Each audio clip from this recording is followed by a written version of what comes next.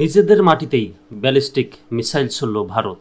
পাকিস্তানের জিএফআই এর মহাপরিচালক লেফটেন্যান্ট জেনারেল আহমেদ শরীফ চৌধুরী দাবি করেছেন, শুক্রবার মধ্যরাতে 6টি ব্যালিস্টিক মিসাইল ছুড়েছে ভারত, যেগুলো তাদের নিজ রাজ্য পাঞ্জাবে পড়েছে।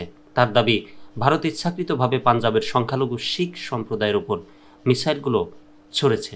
খবর দ্য ডনের। মহাপরিচালকের এমন অভিযোগের পর ভারত অবশ্য এখনও কোনো প্রতিক্রিয়া জানায়নি।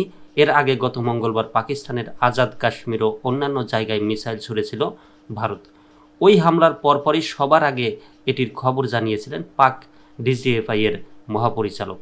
পরবর্তীতে ভারতও মিসাইল ছোড়ার সত্যতা স্বীকার করে নেয়।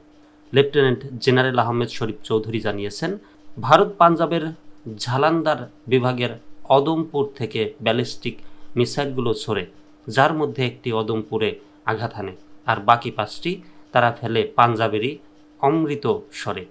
তার অভিযোগ, নিজ দেশের শিখ সম্প্রদায়ের মানুষকে লক্ষ্য করে মিসাইলগুলো ছুড়েছে ভারতীয় বাহিনী। তিনি বলেন, ভারত তাদের পরিকল্পনার মাধ্যমে পাঞ্জাবের শিখ সম্প্রদায়ের মানুষের উপর হামলা চালাচ্ছে। আমাদের সব সহমর্মিতা শিখ এবং সংখ্যালঘুদের প্রতি রয়েছে, যারা ভারতের নিজস্ব অভ্যন্তরীণ ষড়যন্ত্রের শিকার হচ্ছে। তিনি আরও বলেন, এটি অবাক করার মতো ঘটনা এবং সর্বোচ্চ পর্যায় থেকে উস্কানিমূলক কাজ, যেখানে ভারত এখন নিজ জনগণের উপর ব্যালিস্টিক মিসাইল ছোড়া শুরু করেছে, যেটি কোনোভাবেই সমর্থনযোগ্য নয়। এর আগে অমৃতসরে রাতের বেলা সতর্কমূলক সাইরেন বেজে ওঠে। তখন সেখানকার বিভাগীয় কমিশনার সবাইকে শান্ত থেকে ব্ল্যাক আউট পালনের অনুরোধ জানিয়েছিলেন।